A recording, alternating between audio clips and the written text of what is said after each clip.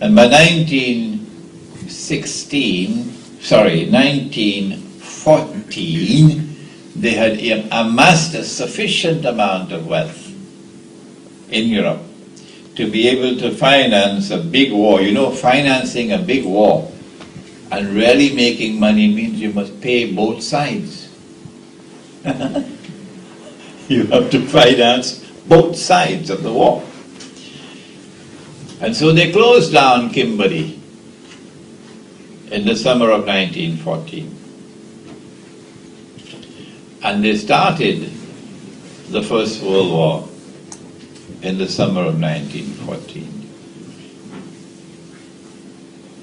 which led to the demise of Britain as a superpower, but gave them the Holy Land. Between the First World War and the Second World War, we saw the evidence accumulating that Britain was going down. And the last nail in the coffin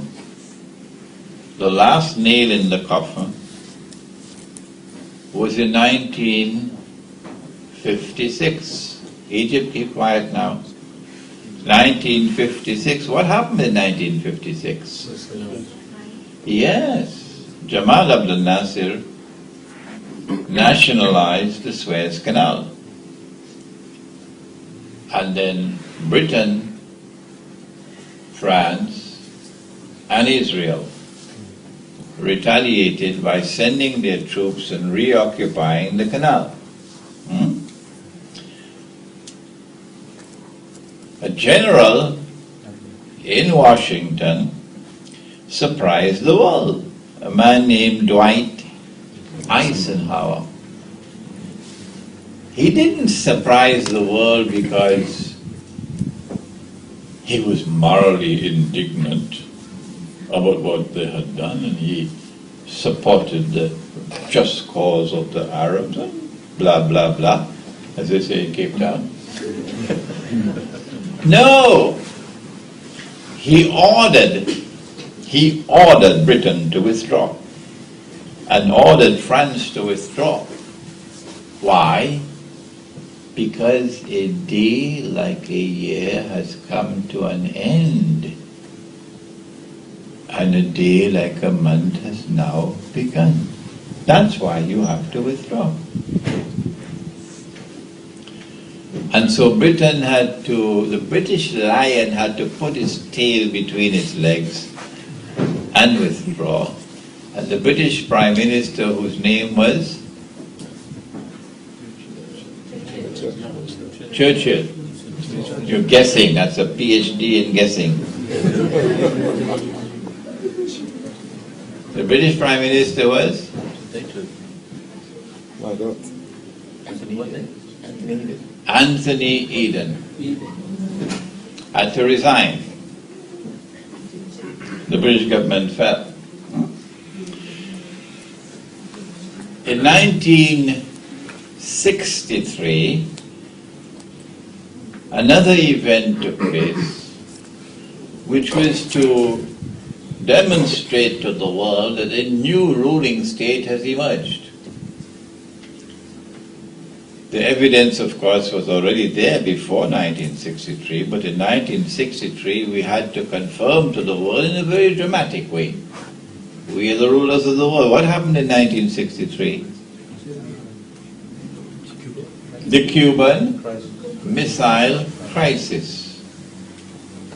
That Khrushchev, this Russian premier, was placing nuclear missiles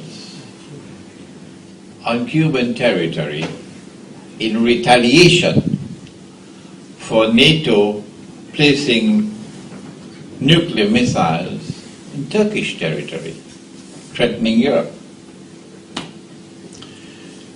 So John Kennedy imposed unilaterally what he called the quarantine, which had no justification in international law,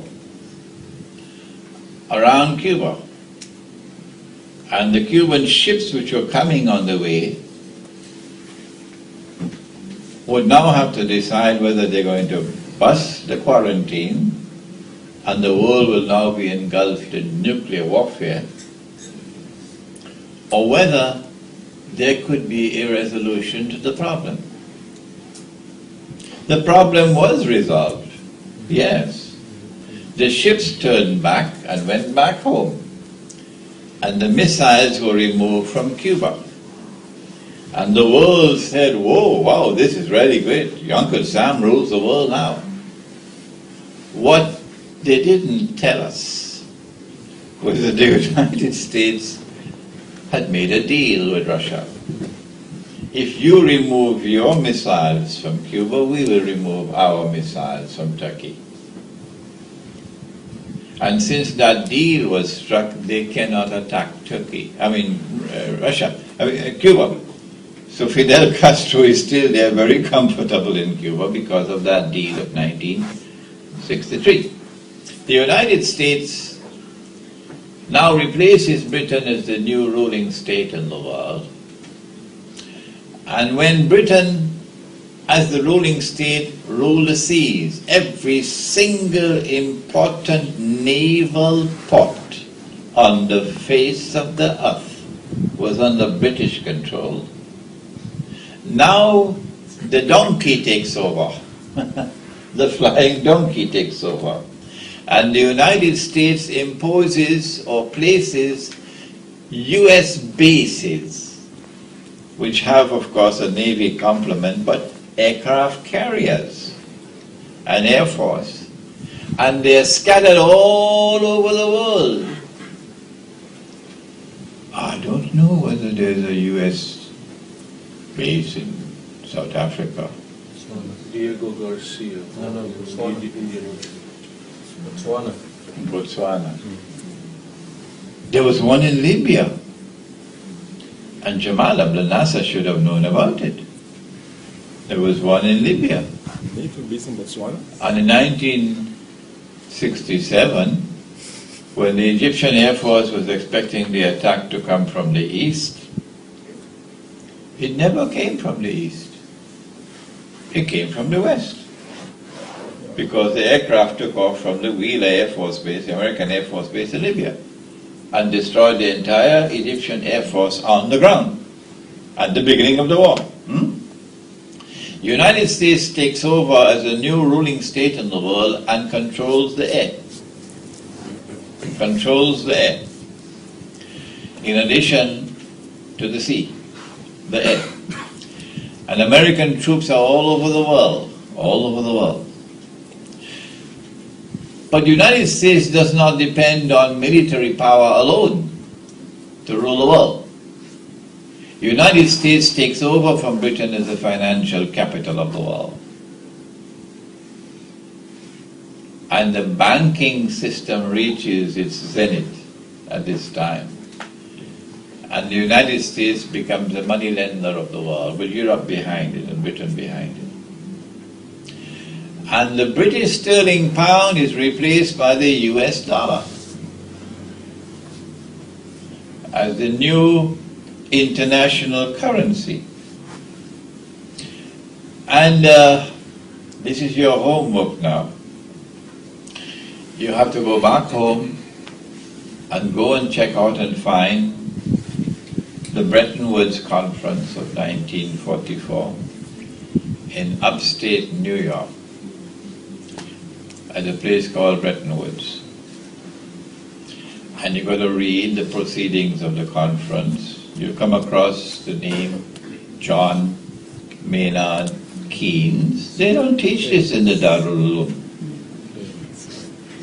And you'll come across the name White, I think it was Richard White or something like that, the American delegate.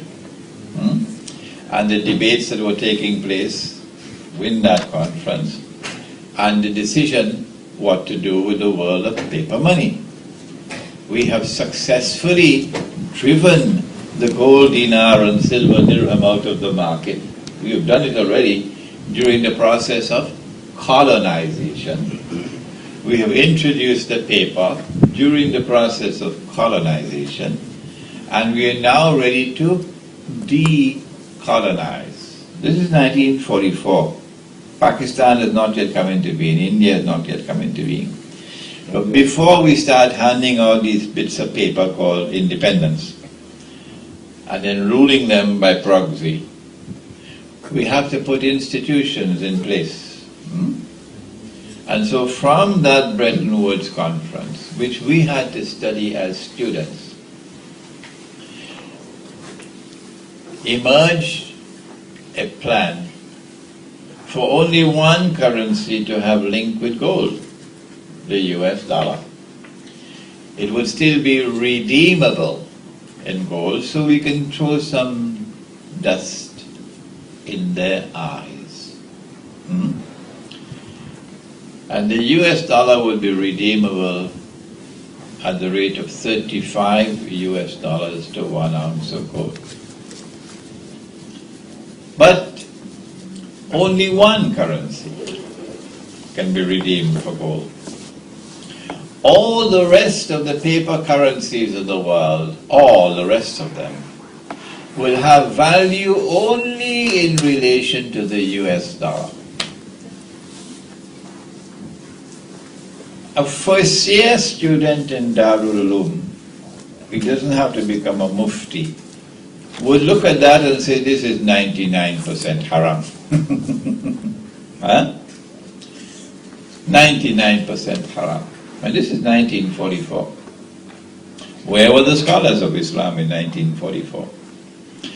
And then secondly, they said, yes, this one currency will still have redeemability, meaning you could bring the paper and get the gold at the rate of 35 for 1 ounce of gold. But only governments can do that. Only central banks can do that. The people who are using the money for buying and selling, they can't do it. So the first year student in the Darul Uloom will now say this is 99.99% haram. That's the first year student. So where are his teachers? Where are the muftis? 1944. And where have they been since 1944? So the United States starts off with an advantage, a tremendous advantage, built into the Bretton Woods Accord. And so the International Monetary Fund is created. And in the Articles of Agreement of the International Monetary Fund, there is an article that Dr. Muhammad Mahathir was not aware of, the Prime Minister of Malaysia. That the International Monetary Fund Articles of Agreement prohibit the use of gold as money. Yeah. That includes the gold dinar. That's Sunnah money. Where were the scholars of Islam? In 1945, when the International Monetary Fund emerged, where were they? And where have they been since then?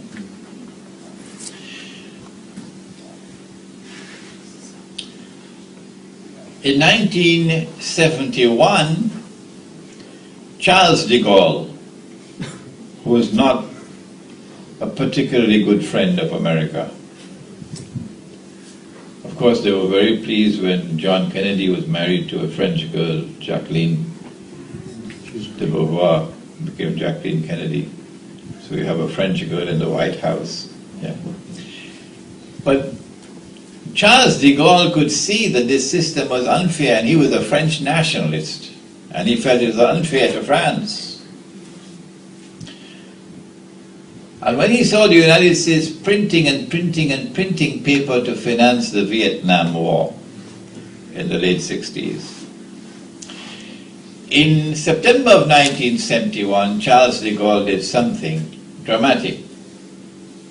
And with that, the game was over. He knocked on the door of Washington. He says, "Hello, are you there?" So they opened the door. He says, "I'm Charles de Gaulle, and I'm not just a simple person in the market, I'm a government. I'm a central bank. And I have in me in my pocket 3 billion US paperbacks, greenbacks, US dollars, and I want the gold. Could you kindly give me the gold?" The game was up.